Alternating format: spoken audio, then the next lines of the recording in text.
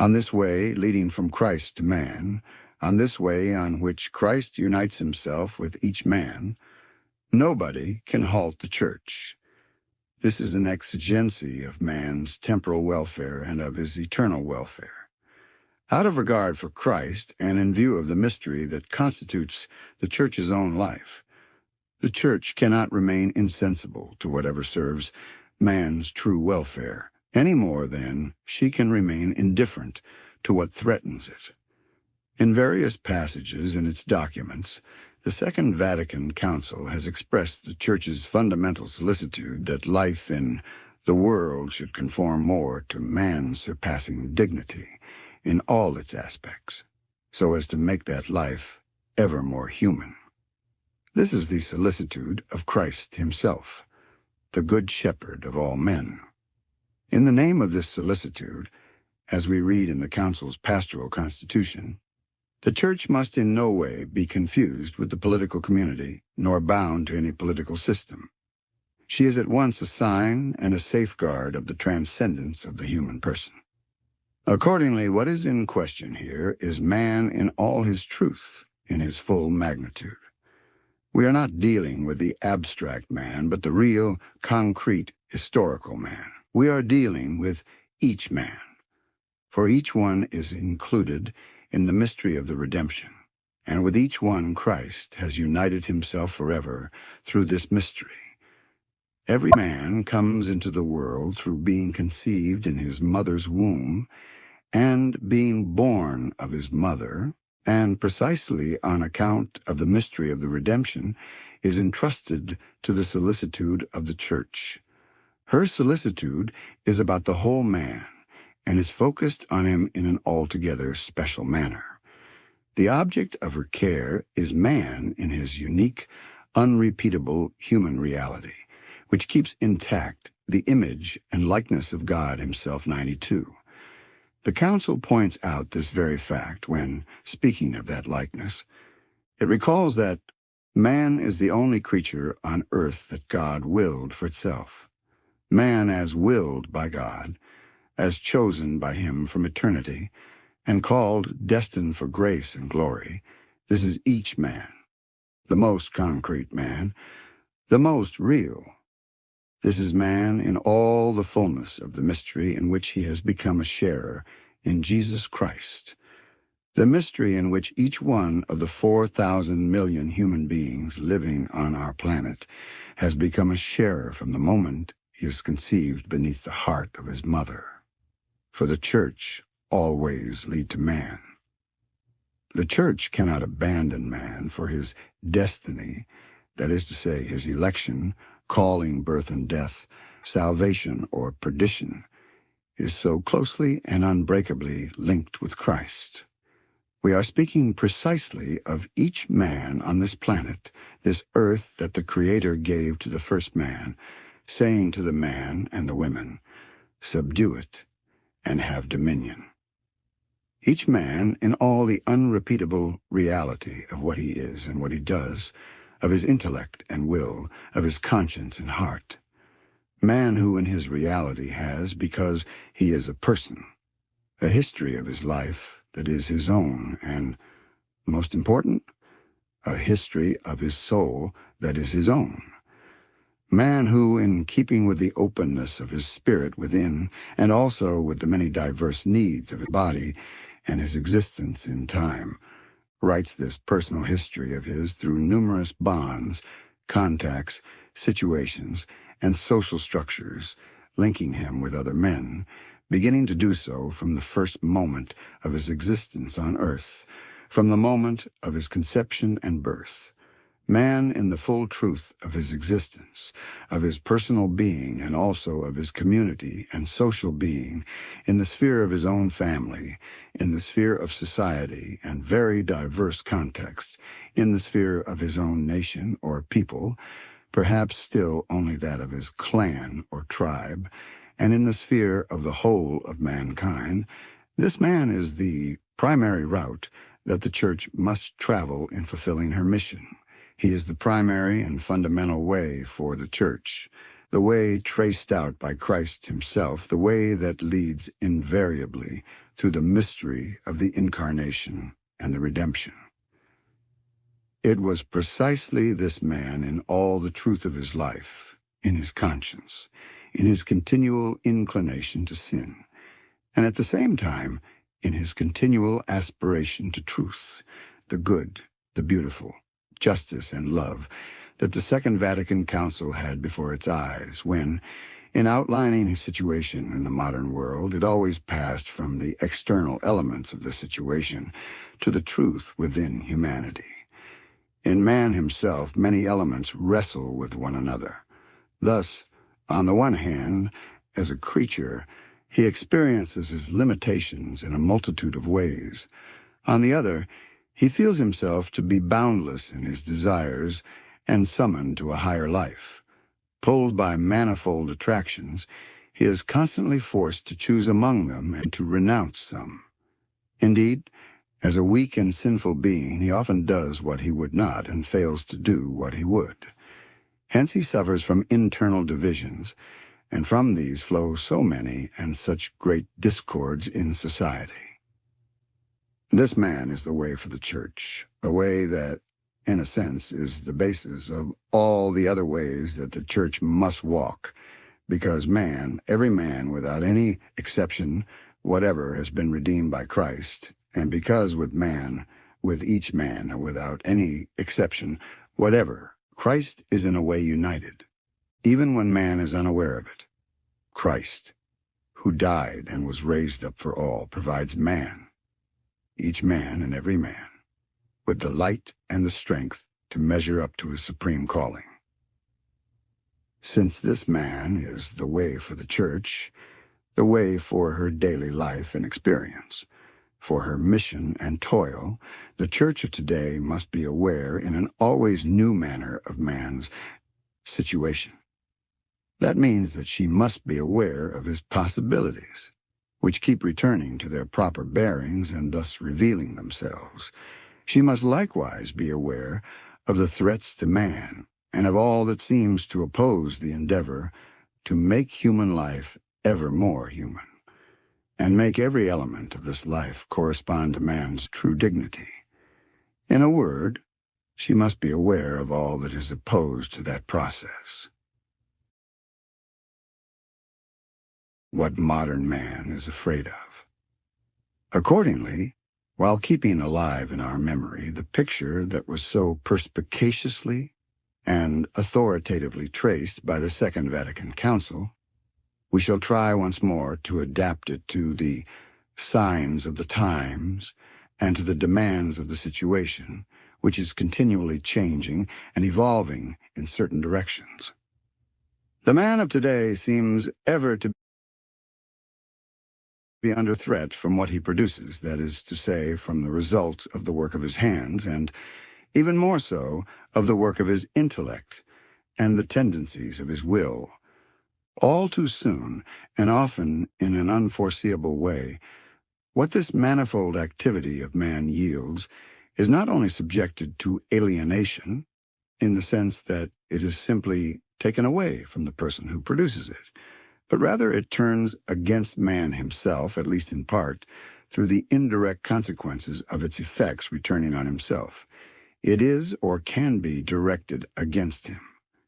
This seems to make up the main chapter of the drama of present-day human existence in its broadest and universal dimension. Man, therefore, lives increasingly in fear.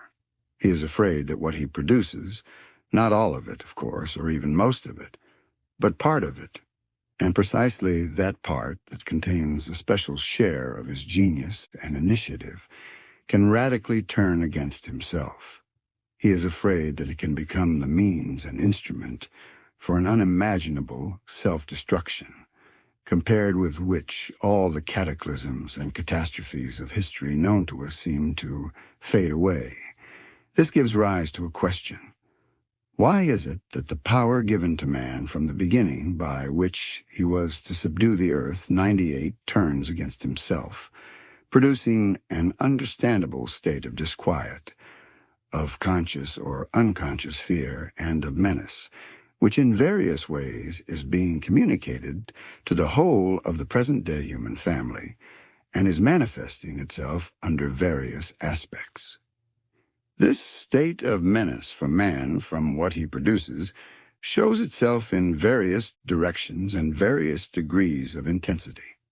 We seem to be increasingly aware of the fact that the exploitation of the earth, the planet on which we are living, demands rational and honest planning.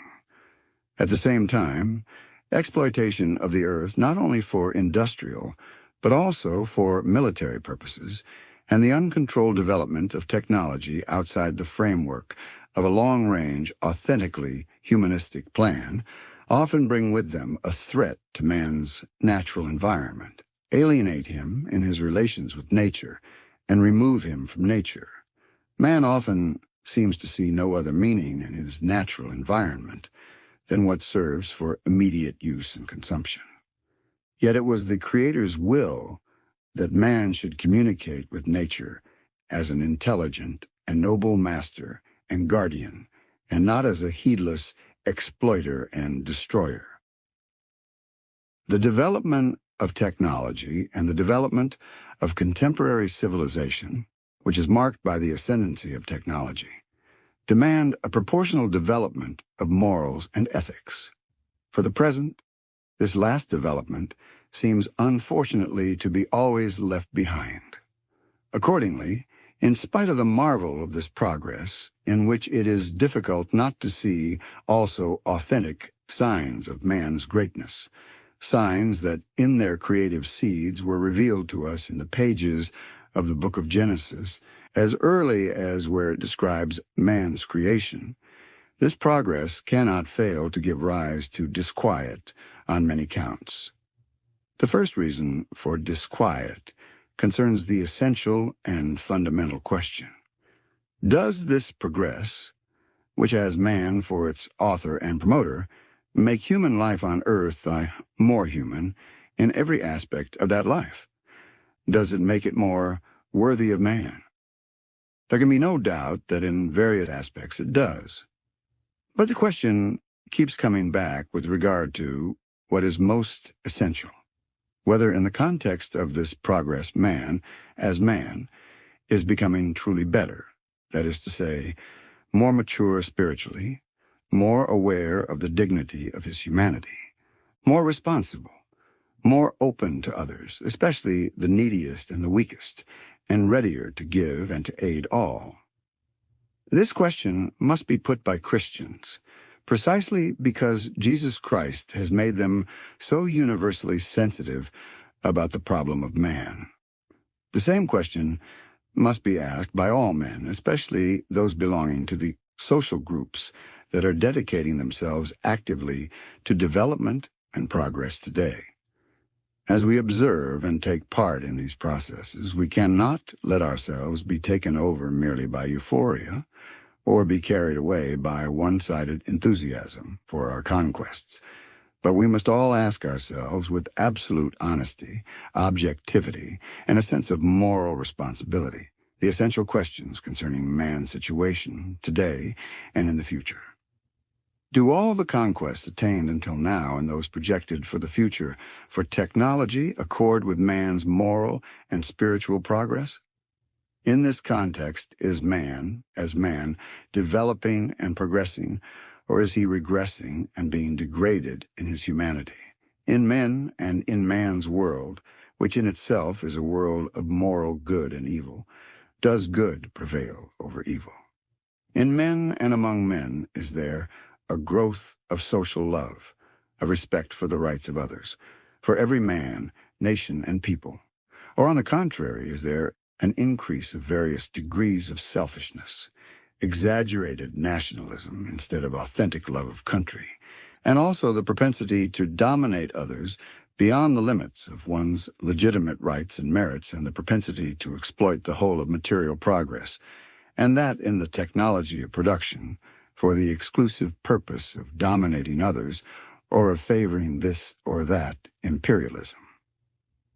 These are the essential questions that the Church is bound to ask herself, since they are being asked with greater or less explicitness by the thousands of millions of people now living in the world. The subject of development and progress is on everybody's lips and appears in the columns of all the newspapers and other publications in all the languages of the modern world. Let us not forget, however, that this subject contains not only affirmations and certainties, but also questions and points of anguished disquiet. The latter are no less important than the former. They fit in with the dialectical nature of human knowledge, and even more with the fundamental need for solicitude by man, for his humanity, and for the future of people on earth. Inspired by eschatological faith, the Church considers an essential, unbreakably united element of her mission this solicitude for man, for his humanity, for the future of men on earth, and therefore also for the course set for the whole of development and progress. She finds the principle of this solicitude in Jesus Christ himself as the gospel's witness. This is why she wishes to make it grow continually through her relationship with Christ, reading man's situation in the modern world in accordance with the most important signs of our time.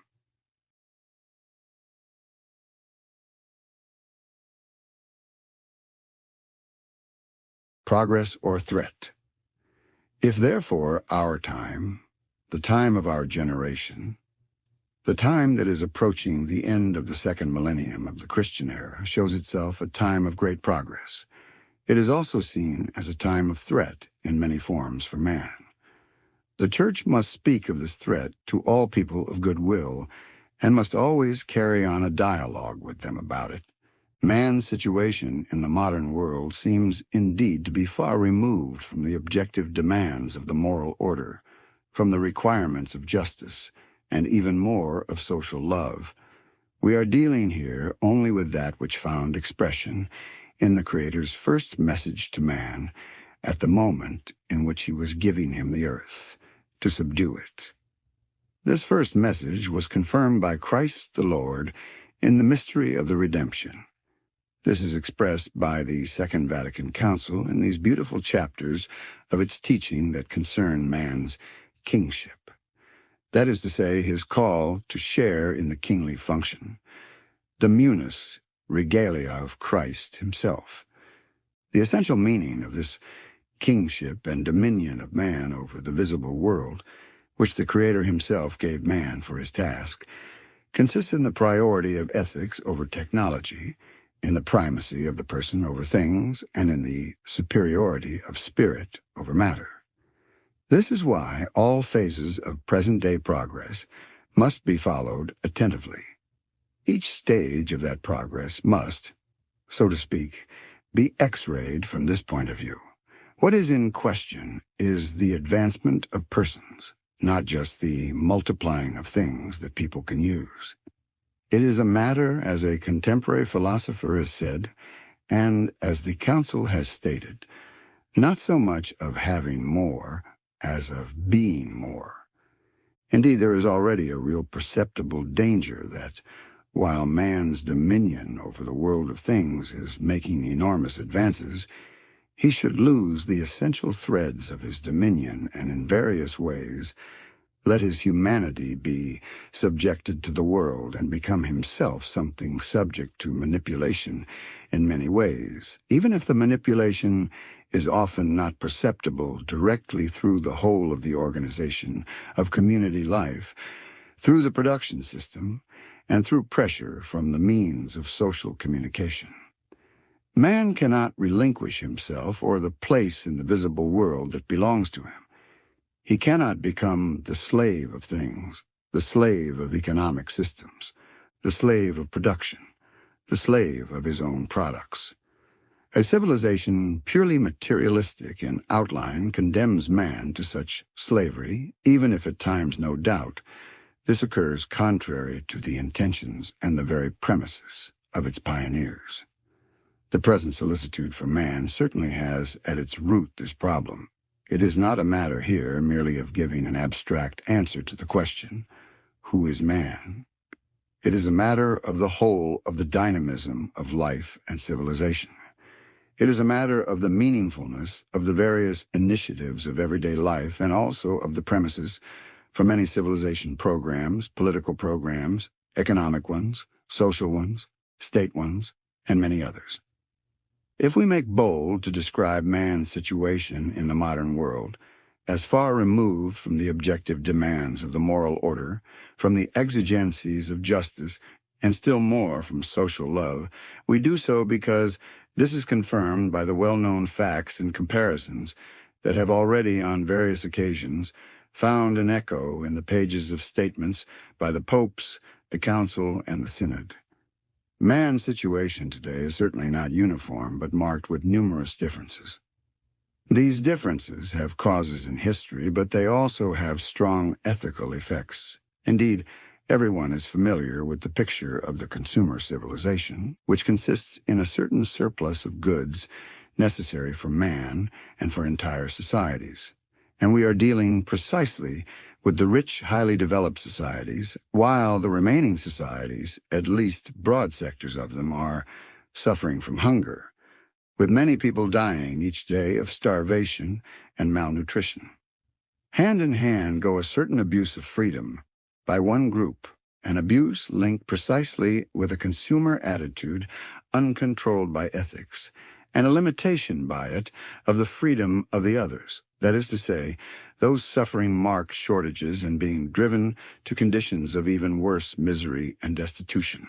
This pattern, which is familiar to all, and the contrast referred to in the documents giving their teaching by the popes of this century, most recently by John XIII and by Paul VI, represent, as it were, the gigantic development of the parable in the Bible of the rich banqueter and the poor man, Lazarus. So widespread is the phenomenon that it brings into question the financial, monetary, production, and commercial mechanisms that, resting on various political pressures, support the world economy. These are proving incapable either of remedying the unjust social situations inherited from the past, or of dealing with the urgent challenges and ethical demands of the present. By submitting man to tensions created by himself, dilapidating at an accelerated pace material and energy resources, and compromising the geophysical environment, these structures unceasingly make the areas of misery spread, accompanied by anguish, frustration, and bitterness.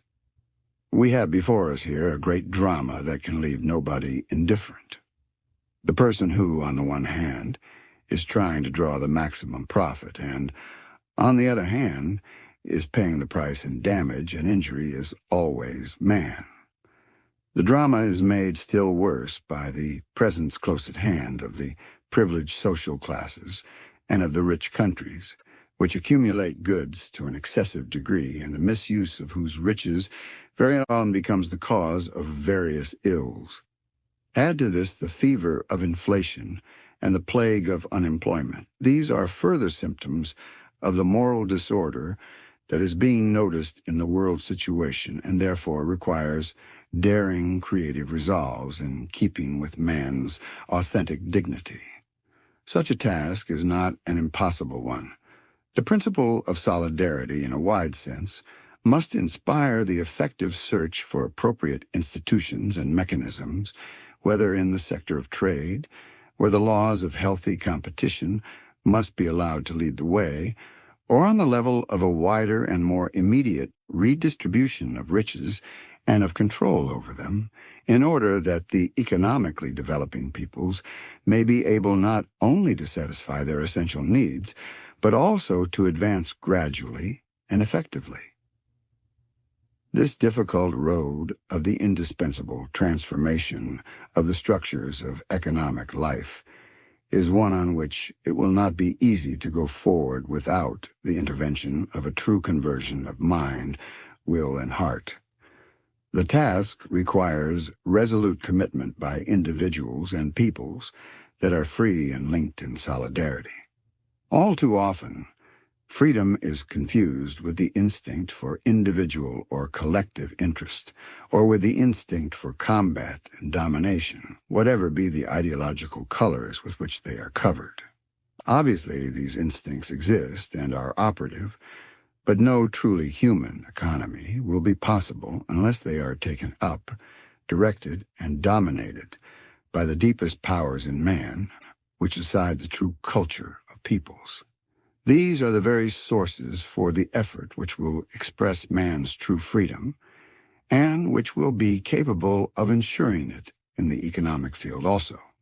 Economic development, with every factor in its adequate functioning, must be constantly programmed and realized within a perspective of universal joint development of each individual and people, as was convincingly recalled by my predecessor, Paul VI, in Populorum Progressio.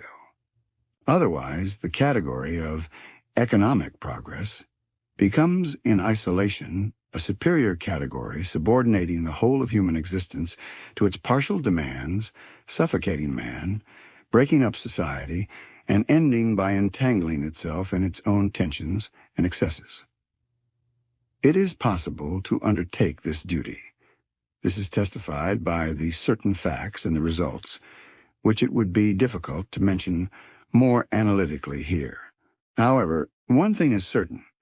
At the basis of this gigantic sector, it is necessary to establish, accept, and deepen the sense of moral responsibility which man must undertake.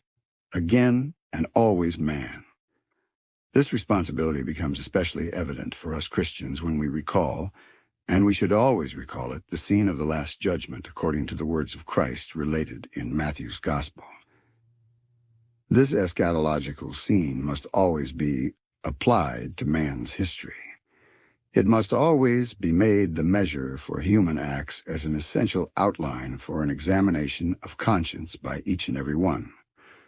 I was hungry, and you gave me no food, and you did not clothe me, in prison, and you did not visit me. These words become charged with even stronger warning when we think that, instead of bread and cultural aid, the new states and nations awakening to independent life are being offered, sometimes in abundance, modern weapons and means of destruction placed at the service of armed conflicts and wars that are not so much a requirement for defending their just rights and their sovereignty, but rather a form of chauvinism, imperialism, and neo-colonialism of one kind or another.